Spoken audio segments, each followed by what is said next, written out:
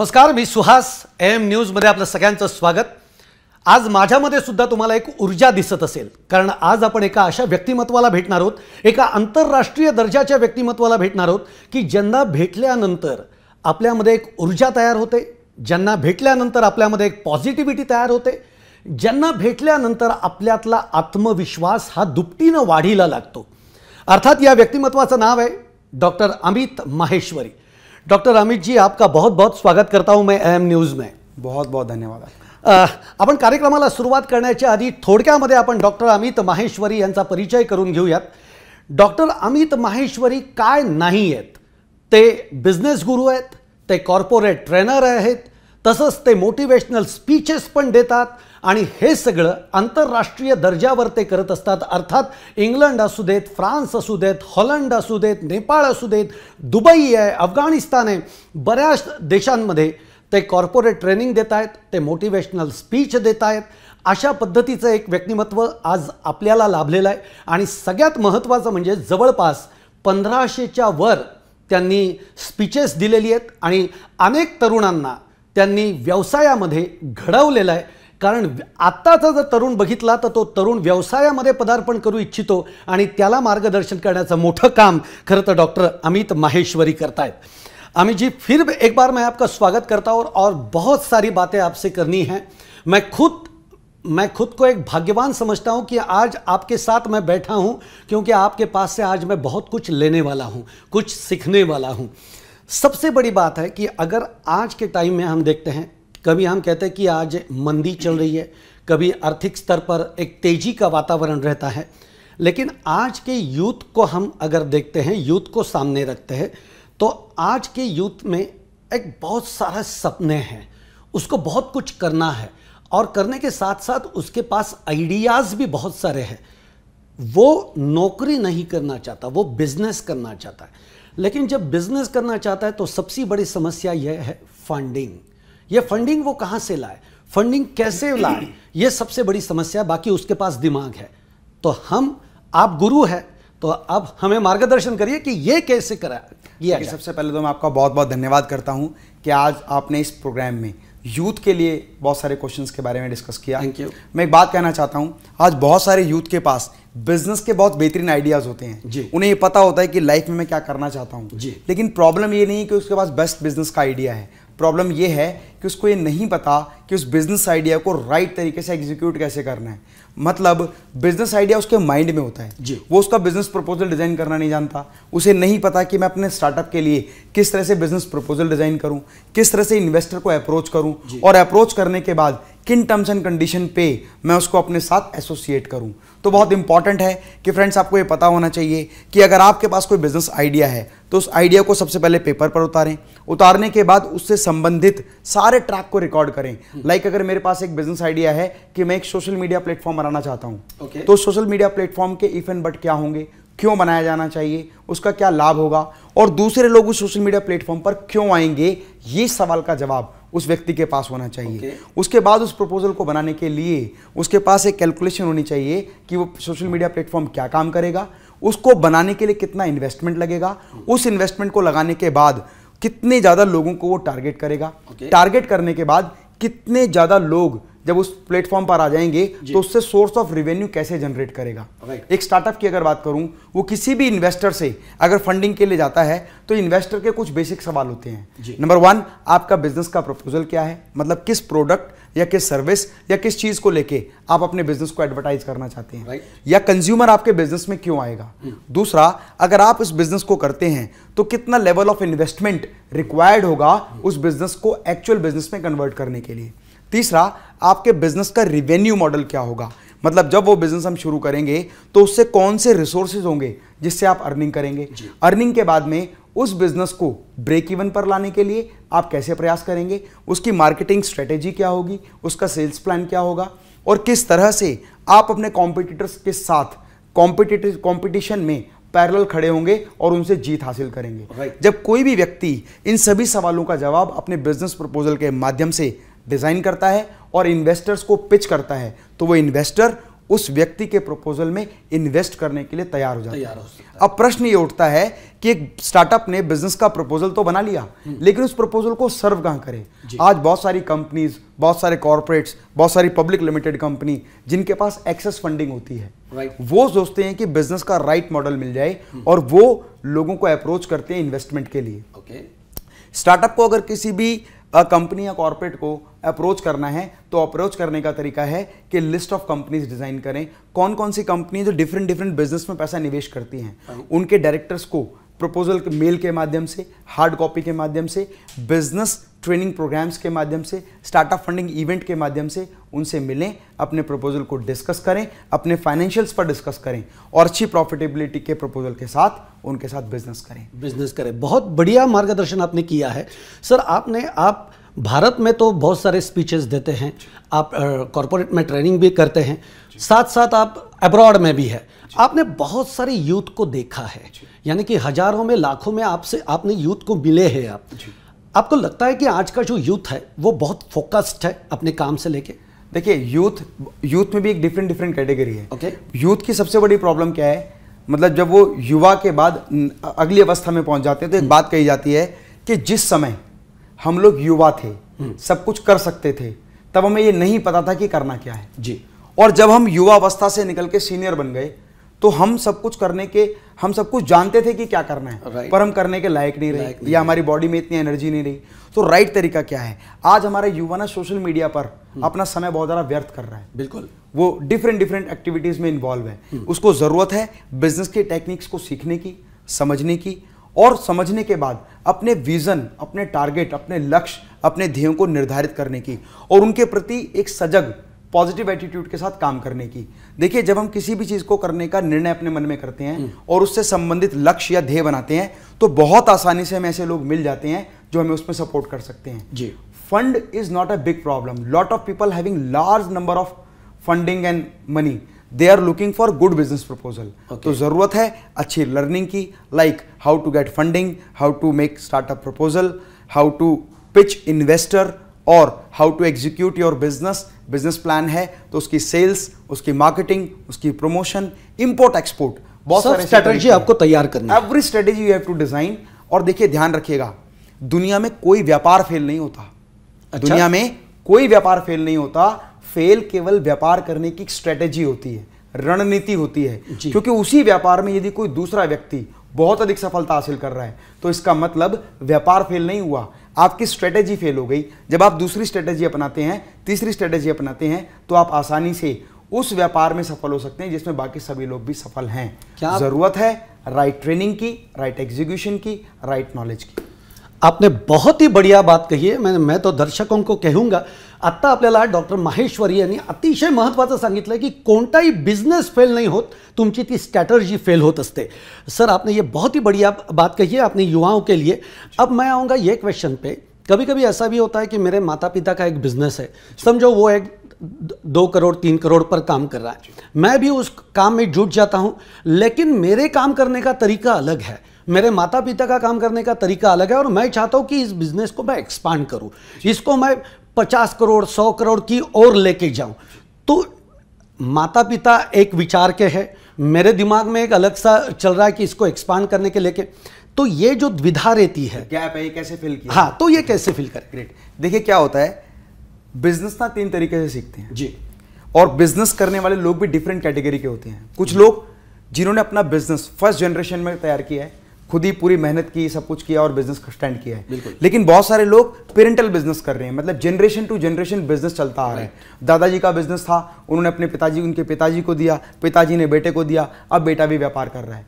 Problem कहाँ आती है कि हर व्यक्ति जब बिजनेस को करता है तो 3 ही तरीके हैं, या तो बिजनेस उनके पेरेंट्स ने उनको सिखाया है, generation to generation business transfer हुआ है, या वो बिजनेस उन्होंने अपने कॉम्पिटिटर्स को देखकर सीखा है, या वो बिजनेस उन्होंने खुद अपने आप इजाद करके, सोच के, समझ के किया है, और जिस जिस चीज़ों से उनको लाभ हुआ उसको इंप्लीमेंट करना शुरू किया, और जिस जिस चीज़ों से उनको नुकसान हुआ उसको छोड़ दिया जी। मतलब या तो ट्रेनिंग माता पिता ने दी है, या कॉम्पिटिटर को देख के ट्रेन हुए एकलव्य की तरह, उसने अंगूठा दिया बाद में एकलव्य की तरह, या उसने खुद अपने अनुभव से ट्रेनिंग ली है। प्रॉब्लम यही शुरू होती है, जब माता पिता ने आपको बिजनेस सिखाया था तो आज से 20 साल 30 साल 40 साल पहले का बिजनेस था, तो उन्होंने जो आपको तरीके, जो मेथड, जो सिस्टम बताए हैं, वो उस समय के बेस्ट मेथड थे जी। फॉर एग्जाम्पल पिताजी कहा करते थे कि बेटा व्यापार पे बैठोगे तो व्यापार चलेगा जी, फाइन।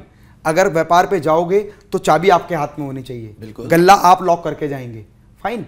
जाएंगे तो जाते समय लॉक अपने सामने लगवा के जाएंगे। लेकिन वो ट्रेडिशनल बिजनेस था। आज मॉडर्न बिजनेस में यूथ ये हमको समझ रहा है कि बिजनेस के सिस्टम को डेवलप करके, बिजनेस के सिस्टम को डेवलप करने के बाद अपने बिजनेस को एक्सपेंशन पर लेकर आना फ्रेंचाइजी के थ्रू। आज बहुत सारे आउटलेट्स ऐसे हैं जिन्होंने लार्ज नंबर ऑफ फ्रेंचाइजी बनाए हुए हैं, large number of dealer distributor network बनाया हुआ है।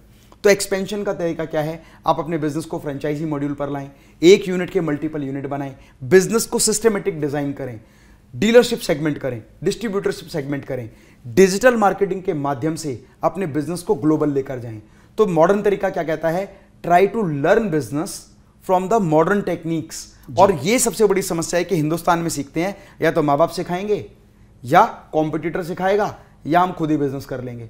लेकिन जब हम बिजनेस ट्रेनर्स से मिलते हैं, कॉर्पोरेट ट्रेनर्स से मिलते हैं, तो वो एक ऐसी टेंडेंसी देते हैं कि आज के ट्रेंड में बिजनेस करने का क्या तरीका है, पिछले 5 वर्ष पहले कैसा था, और आगे भविष्य में अगले 10 साल में कौन कौन से बिजनेस सक्सेस करेंगे, और कौन सा ऐसा मेथड होगा जो आपके बिजनेस को टॉप पर लेकर जाएगा। तो इसीलिए बिजनेस की लर्निंग बड़ा इंपॉर्टेंट है। एक छोटी सी स्टेटमेंट में कहना चाहता हूं। गुरु चाणक्य जी ने एक बात कही थी हजारों साल पहले जी, कि यदि सारा जीवन अनुभव करने पर लगा दोगे तो एक जीवन कम पड़ जाएगा। इसीलिए यदि जीवन में सफलता हासिल करना चाहते हैं तो जितने लोग जिस जिस विधा में एक्सपर्ट हैं उनको अपनी टीम में लो, उनके अनुभव का लाभ लो, और एक बहुत बड़ा बिजनेस एम्पायर खड़ा करो, जिसमें ट्रेनर्स आज बहुत बड़ा रोल प्ले कर रहे हैं, क्योंकि वो लोग आपको बिजनेस के मॉडर्न टेक्निक्स को सिखाते हैं, जिसको इंप्लीमेंट करने के बाद आप आगे बढ़ सकते हैं। पर ट्रेनिंग इंडस्ट्री में एक बहुत बड़ी प्रॉब्लम, यानी कि गुरु ज्यादा करो। आप जितने गुरु आपको मिलेंगे उतने गुरु ज्यादा करो। दत्त गुरु महाराज यही कहते हैं कि गुरु करो आप। सर, आपने बहुत बढ़िया बात की है। और सबसे बड़ी बात यह है कि ये क्वेश्चन मैंने आपको इसलिए पूछा हूं कि आपने पहले किया है और फिर बाद में बताया है। पहले आपने क्या किया है ये भी हम लोगों को बताएंगे, लेकिन एक छोटा सा यहां एक ब्रेक लेते हैं। ब्रेक के बाद देखते हैं कि क्या किया है इन्होंने और फिर बाद में कैसे बताया। एक छोटा सा ब्रेक, न्यूज देखते रहिए। ब्रेक नंतर आपल्या सगळ्यांचं पुन्हा एकदा स्वागत आहे। खरं तर मी तुम्हाला सुरुवातीलाच म्हटलं होतं की असं एक व्यक्तिमत्व आज आपल्या बरोबर आहे की ज्यांना भेटल्यानंतर आपल्यामध्ये एक इन्स्पिरेशन डेव्हलप होतंय, आपल्यामध्ये एक आत्मविश्वास वाढतोय। अर्थातच आपण बोलतो डॉक्टर अमित माहेश्वरी यांच्याबरोबर। अमित जी, बहुत सारी बातें हम कर रहे हैं और एक एक बात जब आप कहते हैं तो हम सीख रहे हैं कि कैसे बिजनेस किया जाए। सर, मैं यही 2 क्वेश्चन जो आपको मैंने पूछे हैं वो इसलिए पूछे हैं क्योंकि कभी कभी हमारे यूथ में हम ऐसे बोलते हैं कि अरे ये तो मोटिवेशनल स्पीकर है, ये ठीक है, बात तो बहुत बढ़िया चल रही है, लेकिन इन्होंने ऐसा क्या किया, ये तो सब एसी में बैठ के ये हमें ज्ञान दे रहे हैं। लेकिन वैसे बात नहीं है अमित जी। आप भी बचपन से लेके एक सामान्य कुटुंब से आप बड़े हुए हो। आपने जो शिक्षा प्राप्त की है वो भी एक सामान्य स्कूल से की है और आज आप एक अंतर्राष्ट्रीय दर्जा के व्यक्तिमत्व बने हैं। सर, ये प्रवास हम जानना चाहते हैं क्योंकि ये भी हमारे लिए एक बहुत बड़ी शिक्षा हो सकती है। जी देखिए, एक बात मैं कहना चाहता हूँ कि जब हम लाइफ में आगे बढ़ते हैं तो ऑब्स्टेकल्स आते हैं, परेशानियाँ आती हैं। तो परेशानी आती है तो आप उन लोगों के पास पहुंचते हैं जो अपनी लाइफ में बहुत ज़्यादा सफल हैं। और जब सफल व्यक्तियों से आप पूछते हैं कि आप अपने जीवन में कैसे सफल हुए, और यदि वो व्यक्ति आपकी सेम इंडस्ट्री से होता है तो आपको सफलता के सिद्धांत बताना नहीं चाहता है। अच्छा। तो मेरे साथ भी ऐसा हुआ, क्योंकि मेरा जन्म एक गरीब परिवार में हुआ। असलम एरिया में हम लोग रहते थे, तो वहाँ रहने के बाद में मैं हमेशा सोचता था कि जीवन में कुछ बड़ा करना है। और जब कुछ बड़ा करने के बारे में आप सोचते हैं तो आप उन लोगों को मेंटोर बनाते हैं जो कहीं ना कहीं सफल हो चुके हैं। तो हमारे परिवार के, हमारे रिश्तेदारों में, हमारे फ्रेंड सर्कल में काफ़ी सारे लोग ऐसे थे जो बहुत समृद्ध थे। तो मैं उनसे पूछता था कि भैया, आपने ऐसा बिजनेस कैसे स्टैंड किया, आपने इंडस्ट्री कैसे बनाई, आप ये विदेश व्यापार कैसे करते हैं, इंपोर्ट एक्सपोर्ट कैसे करते हैं, क्योंकि अभी तो प्रॉब्लम क्या है, यही सामान बेचना तो कैसे बेचेंगे, इंपोर्ट एक्सपोर्ट कैसे करते हैं। आपने इतनी बड़ी इंडस्ट्री खड़ी कर दी कि आपकी 6 फैक्ट्री हैं, तो आप कैसे मैनेज करते हैं। क्योंकि मैंने सुना था कि पिताजी कहते थे कि गल्ले पर बैठना है, चाबी लगाना है, जेब में रख के जाना है, अगर टॉयलेट भी जाना है तो आपकी 6 इंडस्ट्री कैसे मैनेज होती हैं। तो वो लोग बताते थे कि भाई देखो, बिजनेस में सफलता के सिद्धांत कोई भी किसी को देता नहीं है। और इसलिए भी नहीं देता है क्योंकि वो बिजनेस के सीक्रेट्स होते हैं। और मैं तुम्हें क्यों बताऊं। दूसरी बात, ध्यान लगाओ अपनी स्टडी पर, ध्यान लगाओ छोटा सा कोई काम करने पर, छोटी पहले इनकम जनरेट करने पर ध्यान लगाओ। और तुम बात कर रहे हो इंडस्ट्रीज की, तो मैं ये कहता था कि भैया, अगर आप मुझे सफलता के सिद्धांत बताएंगे तो शायद मैं जल्दी कामयाब हो जाऊंगा, मुझे कामयाब होने में ज्यादा समय नहीं लगेगा। लेकिन वो कहते थे कि सफलता के सीक्रेट कोई शेयर नहीं करता। मैं उनसे कहता था कि जिस दिन जिस चीज़ में मैं सफल होता गया, मैं लोगों को बताऊंगा ये सफलता कैसे हासिल की जाती है। तो मैं जब 12th क्लास मैंने पास किया, मैं कॉमर्स स्टूडेंट था, तो मुझे लगा कि अब लाइफ में अपॉर्चुनिटी आगे बढ़ने की। तो मैंने अपने पेरेंट्स से बात की कि मुझे कॉलेज में एडमिशन लेना है। तो शायद मुझे ऐसा महसूस हुआ कि they are not capable to give me such kind of fee कि मैं कॉलेज एडमिशन ले सकूं। तो मैंने, जो मेरा सब्जेक्ट बेस्ट था accounts, I was good student of account, तो मैंने स्टूडेंट्स को पढ़ाना शुरू किया, होम ट्यूशंस पढ़ाना शुरू किया, क्योंकि पहला रिसोर्स इंस्टीट्यूट बनाने के लिए एक सेटअप चाहिए होता है। Right. At least chairs, board, white board, marker, ये चीज़ तो चाहिए ही होती है, एंड थोड़ी सी पब्लिसिटी। तो मैं होम ट्यूशंस के माध्यम से मैंने बिजनेस जनरेट किया, लेकिन मेरे मन में एक विजन था कि मुझे खुद का इंस्टीट्यूट बनाना है। धीरे धीरे नेक्स्ट ईयर तक मैंने अपना खुद का सेंटर डेवलप किया, और जब सेंटर डेवलप किया तो समझ में आया कि अगर मैं खुद टीचर एज ए पढ़ाता हूँ तो मैं एक लिमिटेड इनकम कमाता हूँ, और मेरे इंस्टीट्यूट में जब बाकी टीचर्स ने पढ़ाना शुरू किया तो इंसेंटिव के रूप में मुझे इनकम आने लगी। तो मैं समझ गया, if you are a best driver in the world, if you are a best driver in the world, you can drive one car at a one time. But if you are a best manager to manage the team of driver, then all the driver will drive thousands of cars on your instruction. और जब मैंने इसी सिद्धांत का अनुकरण किया तो मैंने अपने सेंटर्स को फ्रेंचाइजी करना शुरू किया, 2 यूनिट, 3 यूनिट, 4 यूनिट, और बहुत सारे सेंटर बनाना शुरू किया। फिर जो लोग मेरे साथ पढ़ाया करते थे वो सीखना चाहते थे कि अपने बिजनेस में नंबर ऑफ सेंटर कैसे बनाएं, तो मैंने उनको ट्रेन करना शुरू किया कि एक सेंटर है तो उसके मल्टी यूनिट्स कैसे बनाएं। फिर एक दिन मेरी लाइफ में अपॉर्चुनिटी आई कि मुझे स्टेनलेस स्टील मॉड्यूलर किचन का बिजनेस पसंद आया। ध्यान रखिए, आप यदि अपना परिवेश बदलते हैं, अपना वातावरण बदलते हैं, तो आप किसी भी स्तर पर जा सकते हैं। एक कहावत कही जाती है, you are the average of 5 people around you. बराबर। इसका मतलब जैसे 5 लोग आपके साथ में, आप वैसे या उनके एवरेज रहेंगे। यदि आप अपना परिवेश बदलते हैं, माहौल बदलते हैं, सर्कल बदलते हैं, तो आप आसानी से सफलता हासिल कर सकते हैं। अब एक ट्यूशन टीचर, एक कोचिंग पढ़ाने वाले व्यक्ति का बिजनेस इंडस्ट्री में कैसे रुझान आया और सर्कल कैसे बदले, तो मुझे पता लगा आज गवर्नमेंट ने बहुत सारी ऑर्गेनाइजेशन है, और आपके महाराष्ट्र में भी बहुत सारी ऑर्गेनाइजेशन है। आप किसी भी बैकग्राउंड से हों, लेकिन आप सफलता हासिल करना चाहते हैं, तो chamber of commerce, Maharashtra chamber of industry, chamber of import export, chamber of management, chamber of different chambers बने हुए हैं। और गवर्नमेंट ने इन बिजनेस को डेवलप करने के लिए बहुत नॉमिनल फी रखी हुई है। जब आप उन चैम्बर्स की मेंबरशिप लेते हैं तो आपको वहां जाने की अपॉर्चुनिटी मिलती है, उनकी डायरेक्टरीज में आपके नाम छपते हैं। इसका मतलब आप एक ऐसे समूह में आ जाते हैं जहां व्यापारी होते हैं। और जब मैं उस व्यापारियों के समूह में आया तो मुझे अपॉर्चुनिटी मिली जर्मनी जाने की। वहां से मैंने मॉड्यूलर किचन के बिजनेस के बारे में सीखा, समझा, लेकिन मेरे पास अनुभव केवल एक था कि अपने बिजनेस को फ्रेंचाइज कैसे करते हैं। और जब मैं इंडिया में आया तो मेरे पास पैसे नहीं थे कि मैं मॉड्यूलर किचन का बिजनेस शुरू करूं। पर आपका जो पास्ट एक्सपीरियंस है वो आपको लाइफ में आगे बढ़ाता है। तो मुझे ये तो पता था कि फ्रेंचाइजी कैसे बेचते हैं, तो मैंने लगा कि क्यों ना बिजनेस का प्रपोजल, क्योंकि देखिए बिल्डर जो होते हैं वो 2 तरह से काम करते हैं, एक पूरी बिल्डिंग बनाते हैं तब बेचते हैं, और एक बिल्डर लैंड की बुकिंग करता है, टेबल के ऊपर बिल्डिंग बना देता है पूरी, प्रपोज्ड प्लान, और 21वां माला, 22वां, 26वां माला बेच देता है। तो मुझे पता था कि लोग प्रपोज्ड प्लान भी खरीदते हैं। तो मैंने बिजनेस प्रपोजल बनाया, लोगों को सर्व करना शुरू किया, इन्वेस्टर्स को इनवाइट करना शुरू किया, और लगभग 8-10 जगह अपने बिजनेस प्रपोजल को सेल करके इतना इन्वेस्टमेंट इकट्ठा किया कि मैं खुद का सेटअप बना सकूं। जब आप अपनी लाइफ में लक्ष्य केंद्रित होते हैं, समयबद्धता के साथ होते हैं और बड़े लक्ष्य के साथ होते हैं, तो आप हर उस सफलता को हासिल कर सकते हैं जिसको आप पाना चाहते हैं। ग्रेट। मैं अपनी लाइफ में केवल मैं बहुत इस बात से लेकर फेमस हूं पूरे इंडिया में कि डॉक्टर अमित माहेश्वरी केवल इसी बात से फेमस है कि अपनी लाइफ में केवल उन्हीं विषयों पर ट्रेनिंग देता है जो विषय प्रैक्टिकली उसने अपनी कंपनी, अपनी ऑर्गेनाइजेशन, अपने इंस्टीट्यूट, अपने सेटअप में इंप्लीमेंट की। तो फिर डॉक्टर अमित माहेश्वरी, अब बात यह है कि अगर बिजनेस में मंदी आती है, मंदी का काल आता है, तो बाहर निकलना बहुत कठिन होता है, ऐसे वक्त पर कैसे करें? ग्रेट। देखिए मंदी होती क्या है, पहले इसके बारे में समझते हैं। वास्तविकता में 2 तरह की मंदी है, एक अर्थव्यवस्था की मंदी और एक व्यक्ति विशेष मतलब इंडिविजुअल की मंदी। एक उदाहरण के माध्यम से समझते हैं। जैसे पतझड़ होता है और सावन होता है, जी, बसंत कहते हैं जिसको। बसंत के केस में क्या होता है कि पेड़ हरे भरे रहते हैं और पेड़ों में बहुत ज्यादा पत्ते उगते हैं, इसलिए वो हरा दिखाई देता है, जी। और पतझड़ में क्या होता है, पत्ते झड़ना शुरू हो जाते हैं। अगर आप ध्यान से देखें, प्रकृति का एक नियम है कि पतझड़ के समय पर भी बहुत सारे पत्ते हरे भरे रहते हैं पेड़, और बसंत के समय पर भी बहुत सारे पेड़ खाली हो जाते हैं, सूखे होते हैं। इसका मतलब एक पूरी माहौल और एक इंडिविजुअल व्यक्ति में डिफरेंस है। यदि अर्थव्यवस्था तेजी से ग्रो कर रही है और आपका व्यापार घट गया तो आप मंदी के शिकार हैं, जबकि अर्थव्यवस्था मंदी में नहीं है। इसी के विपरीत यदि अर्थव्यवस्था तेजी से घट रही है लेकिन आपके पास बिजनेस आ गया आपकी सेल्स बढ़ गई, आपकी मार्केटिंग से आपके पास ज्यादा सेल आ गई, तो आप मंदी के शिकार नहीं, चाहे अर्थव्यवस्था मंदी में हो।